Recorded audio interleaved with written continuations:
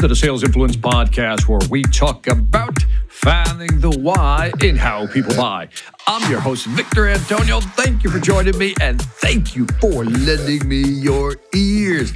Today, I want to talk about how do we take a customer, a prospect, move them from a no to a maybe. No to maybe before we get to yes. I would love to go straight to yes, but sometimes we got to go through maybe just to get through yes. Now, when a customer says no, I think one of the first things we should do, well, wait, let me rephrase it. I know that one of the first things you should do is really pay attention to the tone of what was actually said. So, for example, if the customer goes, no, I don't think so, not sure. Now, that to me is a soft no, right? And to me, there's three categories: soft no, medium no's, and hard no's. A medium no sounds like this, like, no, I'm just not convinced. Not convinced, right? That's a medium no.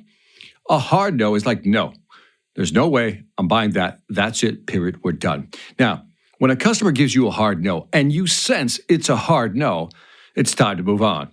The only thing you can, garner from that conversation is why they said no. You stopped selling, you just want to know, why'd you say no?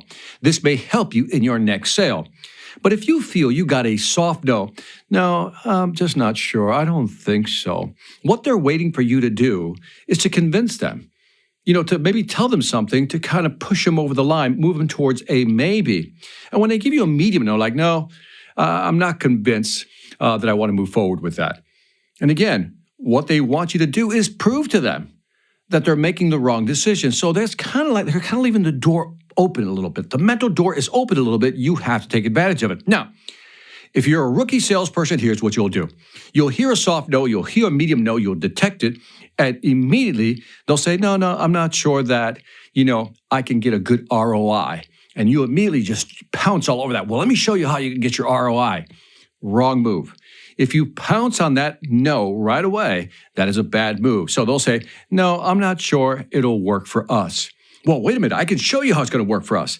Immediately, the client will basically go into sales reactance mode, get defensive, and again, you've lost the deal. You've lost the opportunity. So here's what you should do. When you sense a soft or a medium no, here's what I want you to do. I want you to ask a question. This is where you're going to take control of the conversation by asking a very simple question. What makes you say that?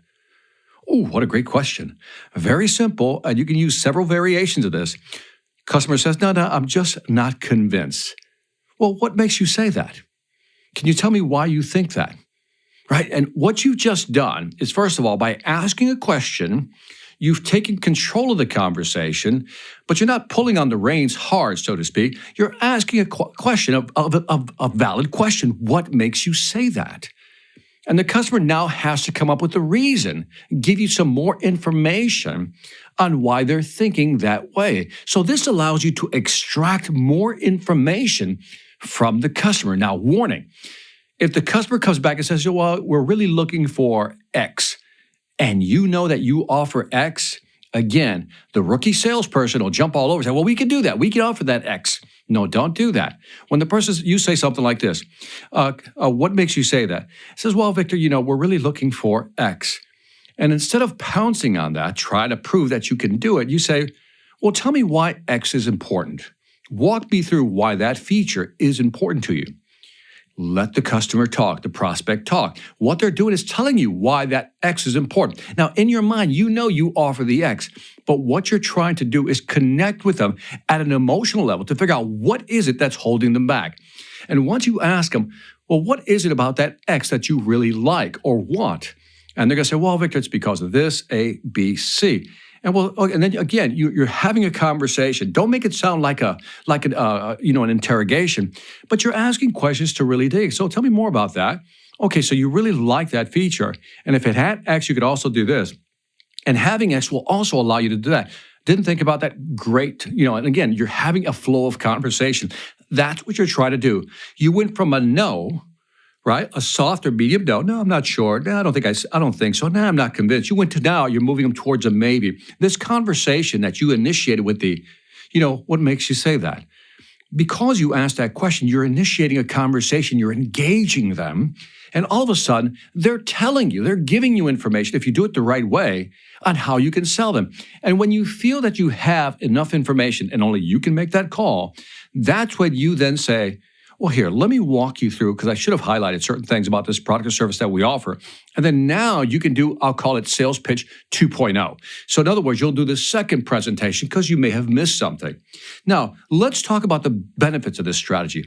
One, if you detect a soft and medium no, again, don't pounce on that right away and say, hey, we can do that. Let me try to convince you. No. You ask a question to gain control of the conversation. What makes you say that? Why do you think that, Mr. Customer?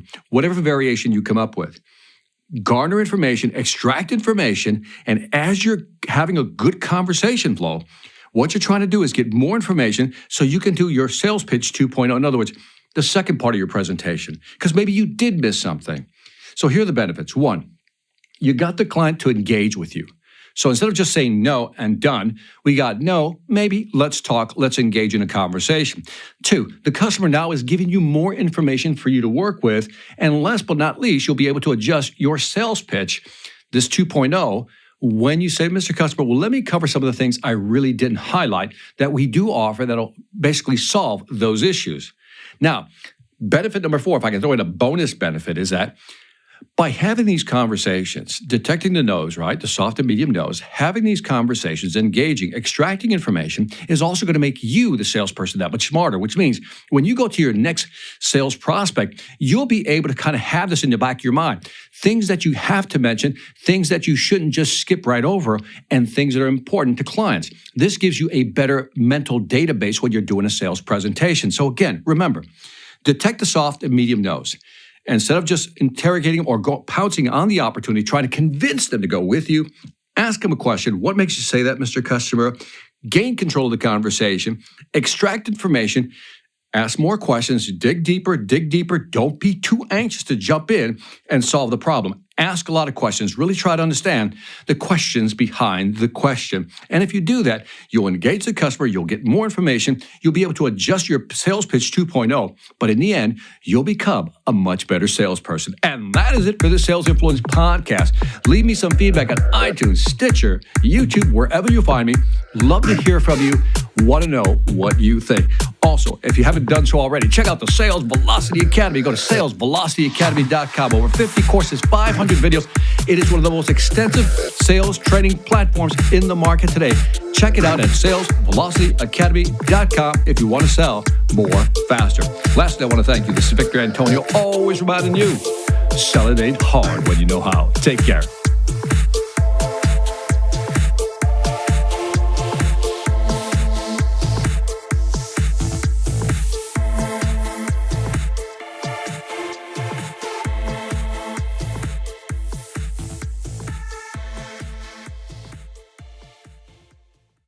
Hi, I'm Victor Antonio. I'm an author, sales trainer, and keynote speaker.